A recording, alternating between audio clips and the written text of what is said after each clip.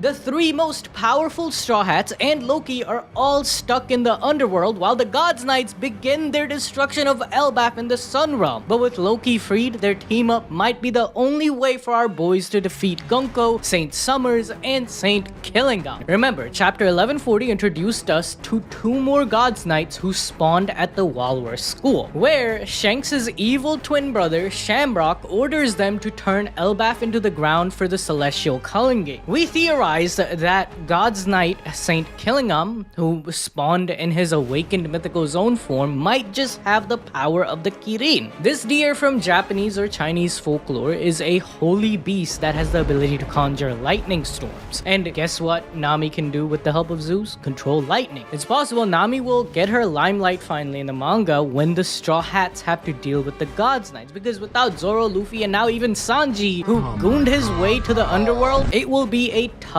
ask for the rest to deal with three Gods Knights at once. So we will likely see Nami and Usopp, the ones part of the coward trio, be tasked to handle Killingham. But while this is happening, we get more lore about the history of the Atom Tree, as Frankie isn't done chilling with another man's woman. But let's be honest, Ripley's getting no attention as Frankie continues to glaze the Atom Tree instead. He's not trying to explore that mountain, he's more interested in the wood. I mean, think about it. Frankie has always been connected to the tree as far back as the Water 7 saga, because his goal was to purchase and build a ship using the wood from the Atom Tree. That's how he created the Thousand Sunny, which will sail the Grand Line. But hearing about the tree and finally getting to see it are two completely different things, as Frankie realizes there's more to the tree than what meets the eye, as a branch of the tree was cut down. Now remember, these branches are massive, like the Lotaper Fate. So massive, in fact, entire villages are built on the branches of the Atom Tree. So how on earth was a branch cut off? Or better question, who would do it? But you've got nothing to worry about, as Ripley states that there was a village called Haugen that existed on that branch until one day lightning destroyed it. Who could have guessed that living on a giant tree would be hazardous when it comes to fire? And so the lightning strike on Haugen caused a massive flame inferno, which continued to spread since, even the ground is made of ancient wood in Elbaf. So to save the tree, the giants decided to cut the entire branch out so that the fire wouldn't spread to the other parts of the tree. This concept is similar to our own body. Well, if a deadly infection affects any limbs of a human body that doesn't have an immediate cure, most of the time it is recommended to amputate the affected limb to save the rest of the body. And that's kind of what the giants had to decide to save their home. Furthermore, the next revelation by Ripley is a bombshell regarding the future fate of Elbaf, that its greatest weakness is lightning and fire. Ripley's declaration foreshadows the Gods Knight's attack. We already have a hint that Saint Kill might have the lightning aspect, while Saint Summers could possess the fire type devil fruit. This would be the greatest combination to bring Elbaf to its knees, and maybe that's why Shamrock was so confident that them two alongside Gunko would be enough, especially considering the protectors of the realm, Shanks and Loki, are incapacitated or gone. Furthermore, remember the mural from chapter 1138? It shows a lightning strike hitting the tree at the center. The tree is most likely the Eve tree, as we've mentioned before, but while the Atom Tree's weakness is lightning, the Eve tree could gain its strength from the same property. Also, I saw a lot of discourse in the community about the tree being hollow, which is actually a normal phenomena that occurs in nature when trees are struck by powerful lightning strikes, where it starts to burn from the inside as it's more drier part of the tree. But for such a massive lightning strike to occur, it couldn't have been a natural event, because if lightning at the scale of the Atom Tree happened, then the giants, whom in comparison are tiny, would all keep getting hurt, making habitation on the tree very difficult. So an unnatural devil fruit power might be to blame, which of course brings me to Loki's legendary crash out. We now know that Loki possibly has Thor's powers based on his weapon Ragnir, also known as Iron Thunder, meaning there is a chance the destruction of house and village took place during Loki's rampage, where his thunder god powers decimated the lands of Elbaf, resulting in the destruction of an entire village, and of course a whole branch of the Atom Tree. And after whatever happened to the branch, it's highly likely that this is the same branch that found its way into the black market and later on into Frankie's hands in Water 7. Remember, humans make their way to the country of the giants by entering Elbaf through the underworld, so it being cut off would lead it to fall down from the sun realm, hence how the humans get hold of the Atom Tree.